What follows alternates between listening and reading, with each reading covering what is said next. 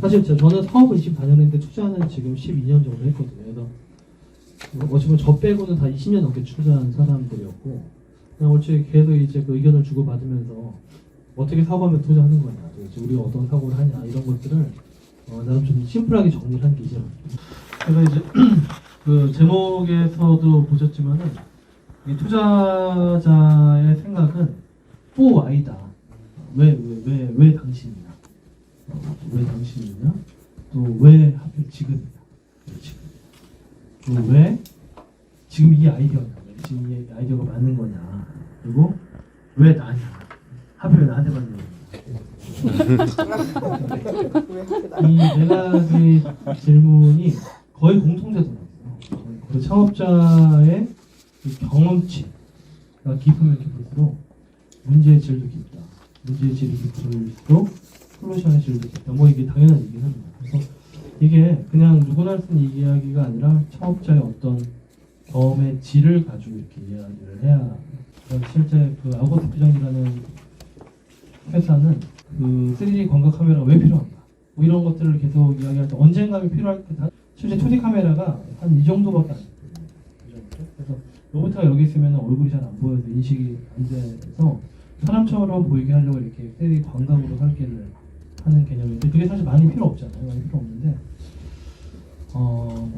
이 서빙 로봇도 사실 필요 없어요. 서빙 로봇도 이게 눈이 좀 위에 이쯤 달린 것 같아요. 그래가지고 이제 그냥 사람 얼굴 몰라도 피만 달리면 필요가 없는데 실제 군사용 로봇, 자동 보행 로봇 중에 뭐 개 이런 실제 좀 다이내믹하게 움직여야 되는 로봇들은 필요한데 그 시장이 아닐 줄 알았는데 현대자동차가 보스턴 다이내믹스를 인수하고 개 로봇 아시죠? 네. 거기에 들어간 게 아우거스트 비전 카메라예요. 3D. 그래서 되게 성공적이었고 결국 이제 그 분이 3D 광각 카메라를 아무도 연구 안 해서 계속 이제 그 문제 정의와 그 경험치를 높여갔었던 게 사실은 성공이 된 거죠. 이 경험치가 깊은 회사들이 결국은 성공을 하더라고요. 뉴트리 인더스트리 같은 경우에도 이 친구는 서울 시립대를 다니면서 원래 환경에 대해 관심이 많았었어요. 원래부터 음식물 쓰레기 처리하는 거에 대해서 대학 때부터 관심이 많았더라고요. 그러니까 그 경험치가 대학 때부터 쌓인 거예요. 저도 도대체 음식물 쓰레기를 어떻게 처리해야지 깔끔하게 할까, 뭐 이렇게 그리고 이거를 어떻게 좀 더 환경 오염을 덜 생기게 할까 이렇게 고민하다가 시카고대에 있는 모 교수님이 논문을 쓴 거예요. 댕겐노라는 벌레가 있는데 음식물을 이거 먹는다. 그래서 근데 먹는 걸 실제 이게 친구가 보고 그래서 이걸 대규모로 만들어서 음식물을 먹게 하고 얘를 건조 분말화 시켜가지고 그 광어나 양식 사료로 쓰면 된다. 이렇게 이제 논문을 쓰시는 거예요. 지가 하진 않고 이렇게 해보니까 되니까 누군가 하면 될 거야 뭐 이런 식으로 썼는데 이 친구가 그 논문 읽고 한 거예요. 그 창원에다가 500평 땅을 부모님한테 빌려가지고 거기다 지어가지고 댕겐노를 엄청나게 대량으로 사육해서 음식물 쓰레기를 창원에서 나오는 거를 다 지가 수거해가지고 먹게 하고 분말 지금 사료까지 파는 거를 그 가설을 이 친구가 증명을 한 거예요. 한 4년 동안. 그래서 처음에 이제 그때 이 친구 얘기를 듣고 근데 그 경험치가 몇 년이에요. 대학교 때부터 한 지금 6, 7년을 거의 미쳐가지고 이렇게 한 거였고 저도 처음에 안 믿다가 그 시카고대 그 논문 쓴 교수님이 그것도 우리나라 온 거예요. 진짜 했다 해가지고. 그래서 와가지고 가서 보면 진짜 해가지고 깜짝 놀라가지고 싱가포르에 가서 기술이전 해주고 뭐 이렇게 기술이전 해라 된다 이래서 이 친구 싱가포르 따라고 했었던 얘기를 정말 듣고 제가 내려갔더니 진짜 한 500평짜리 큰 이렇게 창고 같은 데 있는데 딱 들어갔더니 냄새가 이로 말할 수가 없어요. 실사했었을 때 제가 제 이름 들었는데 음식물 쓰레기가 한 켠에 있고 옆에도 벌레를 기르고 있고 저쪽에 벌레가 음식물을 먹고 있고 그래서 건조시키고 있는데 숨을 쉴 수가 없더라고요. 그래서 그걸 이제 근데 음식을 먹는 게 주는 걸 봐야 되니까 제가 한 시간 정도 왔다 갔다 하면서 주는 걸 진짜 주는 걸 봤거든요. 그래서 그걸 하면 세계 최초로 그걸 한 거예요. 그래서 싱가포르에도 고들이 지키고 있고 쓰레기 등에 벌레 먹고 뭐 건조물만 해본 사람만이 알 수 있잖아요. 이 경험치가 있어야 된다. 그 얘기. 두 번째는 why now인데요. 그러니까 보통 why now라는 것도 되게 중요한 포인트인데 왜 지금 받아야 되냐 투자는 왜 지금 사업을 하는 거냐 그건 타임 투 마켓이라는 얘기도 있잖아요. 그래서 어떤 기술도 그 기술이 들어갈 만한 적정 시점들이 있는데 그 시점에 대한 얘기입니다. 와이나우. 와이나우는 그 창업을 하면은 뭔가 서비스나 프로덕트가 나오잖아요. 서비스나 프로덕트의 어떤 단계에 따른 투자 라운드예요. MVP, 미니멈 비어블 프로덕트가 나와야지 투자를 하고, 미니멈 비어블 프로덕트를 만들기 위해서는 자기 자본 또는 예비 창업 패키지, 초기 창업 패키지, 뭐 이런 정부 지원 사업들이 있어요. 청년 창업사가 납기고 그런 정부 지원 사업들을 가지고 MVP를 만듭니다. 그 다음에 보통 이제 시도 투자를 유치를 하게 되죠. MVP는 정말 최소 기능 가지고 이게 되는 거냐 실험을 해보는 거예요. 최소 기능 가지고 실험을 했으니까 나름 어느 정도 프로덕트를 시장에 내놓을 만하게 시장을 하나 타겟팅해서 거기에 맞춰서 이제 프로덕트로 시장에서 한번 시장 점유율을 논할 수 있는, 그러니까 뭐 한국 시장에 대한 점유율이 아니라 여기가 뭐 여기 역삼동인가요? 아무튼 얘는 역삼동이라고 하면은 역삼동의 일부 구역에 나의 시장 점유율, 이런 시장을 정리해서 시장 점유율을 논하는 단계가 이 프로덕트 마케팅 단계예요. 우리나라 카카오도 처음에 카카오 앱이 나왔었을 때 기능이 문자 메시지밖에 없었던 거 아세요? 처음에 우리 카카오 썼을 때 경험치를 생각해 보면은 문자한테 공짜야, 비슷하게 생겼어 이렇게 썼잖아요. 기능이 그거밖에 없었어요. 그렇게 없었고 그 정도의 최소 기능은 이제 보통 MVP라고 할 수 있죠. 그리고 배달의 민족도 예를 들어보면은 배달의 민족 처음에 우리 배달의 민족 나왔을 때 주문이 내려가는 게 아니었어요. 배달의 민족 그 닭의 그림을 누르면은 그 집으로 전화가 연결이 됐어요. 실제 그랬었어요. 혹시 써보신 적 있으신가요? 그때 누르면은 그냥 그 집으로 연결이 됐어요. 여보세요 그랬어요. 그리고 치킨집 사장님들은 전화가 뭐 이상한 전화 잡고 어떻게 전화했어요? 무슨 앱을 눌렀더니 전화가 가던데 뭐 처음에 그랬었어요. 정체 모를 전화들. 배달의 민족은 그 치킨집 계약도 안 했는데 그냥 전화만 돌린 거예요. 그런 실험들을 MVP라고 해요. 배달의 민족은 처음에 주문을 내릴 때 저희 회사에서 내릴 수밖에 없었어요. 첫날 주문 내려갈 때 같이 있었거든요. 근데 첫날 800개가 내려갔어요. 근데 800개가 전국에 내려간 개념이 아니었어요. 저희 내려간 개념이 아니었고, 그때 배달의 민족 사람들 잘 몰랐고, 또 전화 돌렸던 서비스가 있었다는 거 잘 모르시잖아요. 일단 잘 몰랐고, 800개 주문이 내려간 지역은 저희 회사가 서대문구에 있거든요. 서대문구로 3억 가지고 할 수 있을까 하는데 서대문구에 3억 가지고 마케팅 하는 거는 불가능해요. 되게 작은 동입니다. 그래서 동 단위로 쪼개가지고 신촌동, 연희동 이렇게 봤는데 신촌은 배달 자체가 없어요. 거기는 원래 이렇게 다 레스토랑도 많고 그냥 지나가는 상권이라. 그럼 결국 연희동을 늘어야 되는데 연희동도 보니까 너무 넓어서 그 연대 후문만 타겟팅을 했어요. 그래서 연대 후문에 일반 가정집 말고 하숙집. 연대 후문 하숙집에 석식이 좋은 하숙집들은 아니에요. 그리고 좋은 하숙집들은 저쪽 신촌 쪽에 좀 올라가 있고 여기는 좀 약간 허름해서 주변 남자들이 살아요. 남학생들이 한 20대 중후반. 그래서 근데 첫 번째 타겟이 이 PMF가 연대 후문 하숙집에서 한 20대 후반 남자였어요. 그래서 일단 연대 후문에 사는 20대 후반 남자 중에 우리가 시장 점유율 몇 프로가 끌어올릴 거예요. 그게 1차 실험이에요. 보통 스타트업도 실험을 이렇게 해야 돼요. 이제 정확하게 내가 시장을 정해가지고 이게 내 시장이야. 여기서 시장 점유율 40% 했네. 뭐 이런 것들. 이 노하우가 계속 가거든요. 그래서 그때 처음에 주문 내릴 때 뭐 프로모션적 이런 것들을 했었어요. 남자들이니까 주문을 5번 연속을 하면은 그때 비타오백에 소녀시대가 찍혀 있었던 시기인데 소녀시대 12명을 모여 되게 어려웠어요. 근데 5번 연속 주문하면은 소녀시대 12명 모아다 줄게. 뭐 이런 프로모션 했었어요. 남학생들이 미쳐가지고 계속 주문해가지고 그래가지고 김홍희 대표가 비타오백 한 명 못 구해서 의정부 막 갔다 그랬거든요. 그래서 하다 보니까 입소문이 나가지고 남자들이 그냥 무조건 배달의 민족만 시켰었어요. 그때. 그래가지고 시장 점유율이 그때 스스로 정의한 시장에서 70% 이상 우리가 해봤다. 이 경험치가 생긴 거예요. 그래가지고 그게 생각보다 입소문이 빨라가지고 막 서대문구부터 시작해가지고 마포, 강남까지 쭉 이렇게 남자들 중심으로 시장이 커졌어요, 실제. 그래서 보통 이제 그게 PF 단계예요. 그러면은 시수출을 받아서 PF를 성공한 거잖아요. 일단은 성공했고 그 다음에 CPF가 뭐냐면은 커스터머 프로그램 시작을 해가지고 하나가 이제 시장에서 어느 정도 성공을 거두면은 이 고객들을 좀 더 신중 불러 이 고객을 이 비슷한 고객층을 이제 확 휘어잡으면서 나가는 그런 단계가 바로 CPF고 실제 프리에이 투자를 그때 좀 받았어요. 꽤 크게 받았어요. 그래서 프리에이 투자 받으니까 광고를 할 수가 있잖아요. 근데 실제 처음에 모았던 고객들이 20대 후반 남자들이었고 남자들이 엄청나게 성장하니까 그러면 그 시장을 더 공략을 해야 되거든요. 그래서 전국구 남자를 다 가져가는 게 맞잖아요. 20대 후반. 그래서 그때 외식업계에서는 되게 금기시했었던 그 남자 모델을 썼어요. 원래 뭐 보통 외식을 하는 의사결정 자체는 여자들이에요. 남자가 안 합니다. 남자들이 안 해요. 그 여자들이 하는데 그럼에도 불구하고 그 여자들이 좀 약간 좋아하지 않나? 뭐야 저 사람 그렇게 할 정도의 모델을 썼잖아요. 딱 내 고객들이 원하는 내 고객들의 문제를 딱 잡고 계속 밀고 나가요. 이게 되게 중요합니다. 그래서 이 단계별로 보통 투자가 이루어져요. 이걸 IPG 로드맵이라고 하는데 그래서 내가 투자자들한테 이야기할 때는 내가 지금 CPF 단계이다.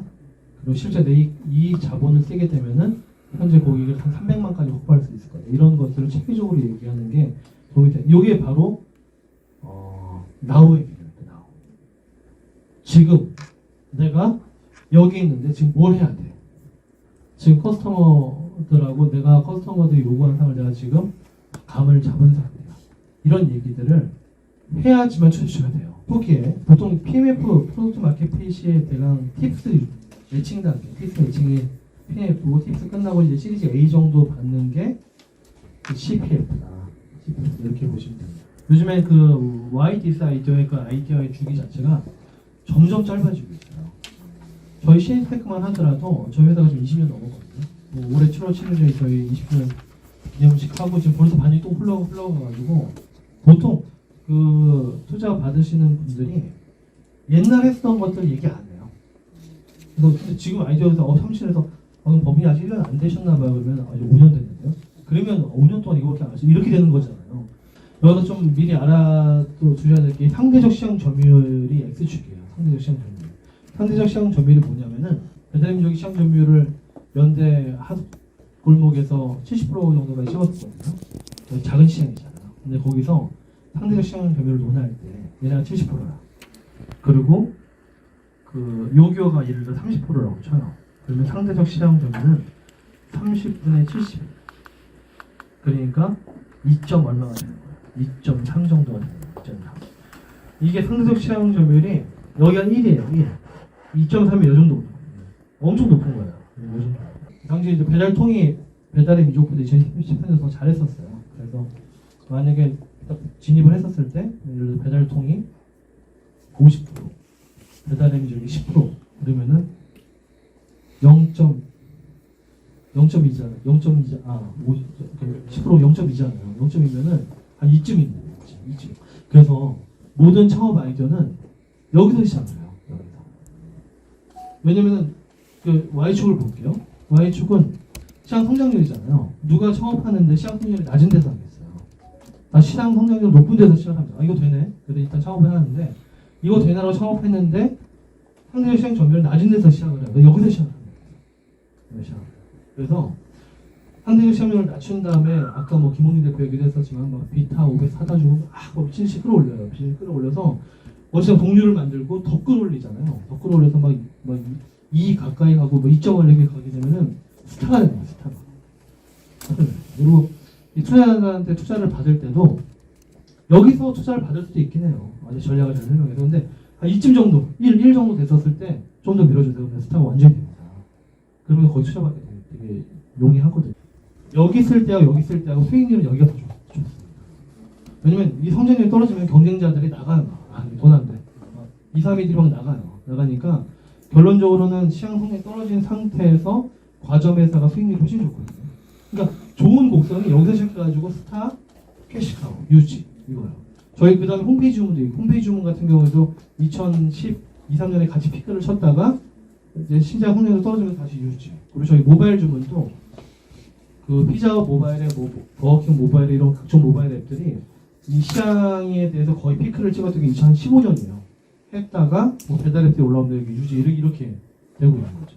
2019년 사업화를 이제 그때 했을 때는 저희 2019년에 2호 조합으로 한 그때 많지도 않았어요. 엑셀러레이터 사업해봤자 한 9명 이제 세팅해가지고 2020년 초에 했었을 때 사업 9명짜리 사업 보고 그때 펀드를 한 60억 정도 운영을 할 때니까 이 정도 있었던 것 같아요. 코로나 때문에 해외 갑자기 딱 없어져 버려가지고 이거 우리 신규 사업이 엑셀러레이터밖에 없게 된 상황이 됐어요. 그리고 똑같이 이 BCG 매트릭스, BCG가 제 보스턴 컨설팅 그룹이거든요. 그 BCG 매트릭스로 야 지금 이거 여기 있는데 큰일 났다, 이거 지금 스타로 안 만들면 안 돼가지고 저희가 이 악물고 이제 투자를 막 하기 시작했어요. 그래가지고 막 계속 치고 올라가서 지금은 저희가 2020년에 이미 탑5 얘기를 들어보자. 2020년 말에. 그리고 이제 그 다음에 탑3가 됐고, 지금은 어쨌든 저희가 피어나 투자하면서 지금은 거의 이제 1위 이야기를 들을 정도로 여기까지 올라갑니다. 그래서 이게 왜 중요하냐면은 한 기업이 이제 이런 새로운 서비스나 새로운 프로덕트의 주기가 있거든요. 이제 한 제품 잘했다고 이게 끝나는 게 아니라 계속 주기를 만들어야 되는데 여기서 계속 이 곡선을 그리고 저희도 여기 있다가 이제 연루되는 경우도 있잖아요. 이게 시장 점유율 못 끌어올리고 끌어올리려고 계속 난리쳤는데 어느 순간 이게 그냥 시장 성장률이 확 떨어지면서 이게 이렇게 내려오는 경우가 있거든요. 그러면 이게 이제 말 그대로 도구가 되는 거예요. 개가 됐다. 그냥 스타가 될 것이냐, 스타가 되는 스케치가 될 것이냐, 아니면은 여기 있다가 그냥 바로 개로 내려오는 경우는 거의 없어요.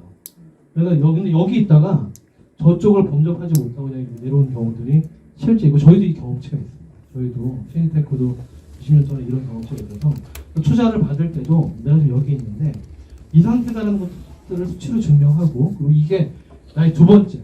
그리고 사실 투자를 설명할 때 저 4년 됐는데요. 여기 있다가 첫 번째 개. 지금 여기에요. 이것도 설득이 돼요. 아무것도 없이 이렇게 하는 분들도 있긴 하지만은 이 히스토리를 가리는 거는 좋지는 않은 것 같아요. 왜냐면 4년 동안 뭐 하셨어요? 이거를 차라리 3번 했어도 괜찮아요. 경험치가 쌓이니까. 그래서 이래야지 이제 가고 있어요라는 그런 게 중요하다. 이게 제일 중요한 키워드는 이거예요. 언페어 더블. 그러니까 사업을 할 때 이 아이디어는 이번에 CAC가 생각보다 덜 나와요. ROI가 이전보다 잘 나와요. 이런 표현보다는 이번 이 아이디어는 내가 어떤 큰 커뮤니티를 가지고 있어요. 그 나만의 이 바이럴 마케팅, 보통 바이럴 마케팅이 퍼져나갈 수 있는 이런 공식들이 있는데 이거를 내가 가지고 있는 언페어 어드밴티지가 있어요. 이런 형태가 훨씬 더 설득이 잘 돼요. 그리고 기술도 마찬가지예요. 나만이 가지고 있는 언페어 어드밴티지 이런 기술이 있어요라는 것들을 가지고 설득을 하는 게 훨씬 더 유리하다. 맨 마지막은 YB입니다. YB. 아까 얘기했죠. 왜 나한테 만들려고 했어요. YB인데 YB의 개념에서 중요한 키워드는 스마트머니입니다. 스마트머니가 뭐냐면은 돈만 받는 게 아니라 돈 플러스 그 투자자의 네트워크, 그 투자의 리소스 이런 것들을 활용할 수 있어야 되는 거예요. 저희도 저희한테 투자받은 기업들한테 이렇게 조사를 해봐요. 왜 CNT텍한테 받으셨어요? 그러면은 첫 번째가 팁스예요. 팁스를 매칭 받으려고요. 왜냐면 저희가 1년에 거의 30개씩 팁스 매칭을 하거든요. 그러니까 그리고 팁스 발표를 제가 다 혼자 거의 다 해요. 아무래도 팁스 발표를 투자자 대표가 하는 게 제일 확률이 높아서 그런 팁스를 반드시 매칭하고 싶었어요가 사실 1번이고 두 번째는 사실 이제 푸드테크 기업들이 저희 시장을 활용하기 위해서 이런 것도 있어요. 저희 시장을 활용하기 위해서. 그리고 세 번째는 저희가 기술 지원 이런 것들도 해주니까 소프트웨어 기술 지원을 받기 위해서. 그래서 그게 바로 돈만 받는 게 아니라 이 스마트머니, 그 밸류의 그 사람의 그 투자자의 네트워크를 활용해라. 당신은 나의 스마트머니입니다. 기분 나쁠 수도 있는데 저는 이런 표현을 드는 거 되게 좋아요. 이제 오늘의 마지막 내용은 그거예요. 회사 어떻게 밸류를 높일까? 보통 투자 협상을 할 때 이 밸류를 높이려고 하는데 그냥 저 이거 아니면 안 받아요. 이렇게 하는 요즘 분위기상 그래요 받지 마세요. 이렇게 그냥 끝나요. 요즘은 끝납니다. 끝나기 때문에 밸류를 체계적으로 높여야 되잖아요. 체계적으로 높여야 되는데 밸류 높이는 게 이제 TPI로 정리를 했는데 이 네 가지예요. T가 보통 아무리 신생 회사를 하더라도 저는 여기 20년 경험을 가지고 있는 엔지니어 베이스가 있는데 이게 회사 가치에 반영이 안 되는 거는 좀 억울합니다. 이런 얘기들이 있잖아요. 나 자체가 기술이 되게 낮은 거냐. 이런 설득이 실제 먹힙니다. 보통 팀 가지고 얘기하면 먹혀. 내 가치가 그렇게 안 돼. 그러면 거의 먹혀. 그러면은 그쪽에서 사람 움찔해요. 죄송합니다. 이렇게 얘기해요. 내 가치를 높여야 되고. 그 두 번째가 프루프 오브 컨셉인데 그냥 얘기하는 것보다는 뭔가 뭐 MOU라도 또 LOI라도 제일 좋은 컨설션 계약서라도 해서 뭔가 계약 기반으로 해서 이걸 추정할 수 있는 매출을 제시하면 실제 높일 수 있습니다. 실제 높일 수 있어요. 그리고 세 번째는 이건 보통 후속 투자 받을 때 이야기인데 선행 투자자를 가지고 높일 수 있는 방법도 되게 좋은 방법입니다. 선행 투자자. 그래서 보통 그래서 첫 투자를 좋은 하우스에서 받는 게 되게 중요합니다. 좋은 하우스에서. 그래서 좋은 하우스에서 받으면은 보통 그 밸류를 인정을 받아요. 그리고 그 예를 들어서 저희 회사도 이제 저희 회사의 후속 투자는 여러 회사들이 있는데 그 중에 저녁 식사를 제일 자주 저랑 한 분이 마그나 인베스트 같아요. 거기 송진호 부사장님이랑 맨날 저녁 식사를 하는데 마그나 인베스트 부사장님은 맨날 우리 C&D 좋은 일만 한다. 맨날 그래요. 그러니까 보니까 되게 감사하기도 해요. 저희가 투자하면은 저희가 투자한 것에 거의 평균 한 10배? 멀티플 10. 제일 높아요. 모든 VC 중에. 그러니까 저희가 보통 한 20억 정도 회사 가치로 팁스를 올리면은 한 200억이 들어가요. 그러니까 그런 경우가 3개나 있어요. 근데 가령 여기서 만약에 후속처를 마그나에서 받는다고 치면은 저희하고 마그나하고 그 사이에 멀티플이라고 하거든요. 그게 보통 반영이 돼요. 그래서 실제 보통 쉐인테크가 투자하는 여기는 그렇게 하시는데 왜 저희는 왜 이러는 거예요? 그게 굉장히 큰 논리적 무기가 돼요. 그래서 실제 투자를 엄청나게 많이 하고 후행 투자를 많이 한 에서로에 대한 투자를 받는 것들은 되게 중요합니다. 그 논리. 쟤네는 그래도 우리가 뭐 이런 식으로. 그래서 사실 그날 저녁 먹을 때는 그 얘기 해요. 또냐 막 이러면서. 근데 아무튼 그게 뭐 저희뿐만 아니라 메이저 엑셀러레이터들이 사실 그런 사례들이 있으니까 그걸 이제 활용하면 되고요. 사실 여기서 이게 제일 중요해요. 이 파란색이 사실 제일 중요한데 보통 그 밸류를 높일 수 있는 방법에 있어서 엑시트 전략에 대해서 좀 체계적으로 설명할 수 있으면 그건 밸류를 높일 수 있습니다. 실제로. 근데 보통 뭐 제가 투자자로서 뭐 엑시트 할 수 있는 기회가 언제 어떻게 생길까 이렇게 물어보면은 실제 한 반 정도가 거의 글쎄요 그래요. 저희가 치료도 진짜 그래요. 저희 근데 저희 엑시트는 한 어느 정도로 본다 그러면은 글쎄요 그 CNT가 설계해 주셔야죠 이렇게 얘기해요. 그러면은 그래요? 그러면 이제 밸류가 다시 낮아져. 설계비. 근데 이거를 저희하고 비슷한 뭐 미국 회사가 있고 제가 이미 조사해봤는데 이 시점에 IPO를 했다. 근데 시장 좋으러 왔을 때 우리가 IPO 할 때 대강 밸류 이럴 것 같아요. 그래서 저는 사실 그때 IPO 할 수 있을 것 같아요. 라는 얘기를 하잖아요. 그러면 그게 아닌 것 같아도 나름대로 이분의 어떤 자세 때문에 그 밸류가 실제 올라갔다. 또 하나가 M&A로도 엑시트를 많이 하잖아요. 근데 M&A 엑시트 할 때 보통 거래처가 인수한 경우가 제일 많아요.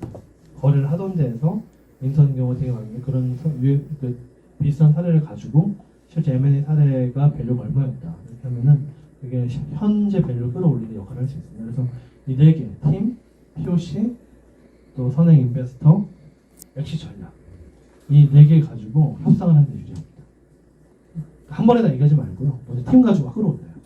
그래서 오늘 아무튼 제가 준비한 내용이 이제 포화이로 설득하고 이제 TPI로 밸류 높여라 이 내용이고요.